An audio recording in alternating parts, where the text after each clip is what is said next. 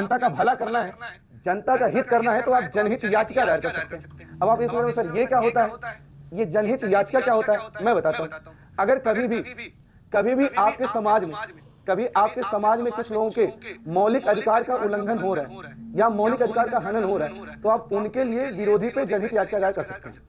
For example, अगर मैं आपसे ये कहूं आप किसी समाज में रह रहे हैं और वहां एक फैक्ट्री आ गई और वो फैक्ट्री लगातार एकदम दूषित जल और एकदम विषैले पदार्थ का उत्सर्जन कर रहा है, जिससे वहां के लोग पीड़ित हो रहे हैं, हॉस्पिटलाइज हो रहे हैं, तो आप क्या कर सकते हैं? आप क्या कर सकते हैं? तो आप पता है क्या कर सकते हैं? आप जनहित याचिका दायर कर सकते हैं। बताऊं कैसे? क्योंकि आपने अनुच्छेद 21 पढ़ा होगा।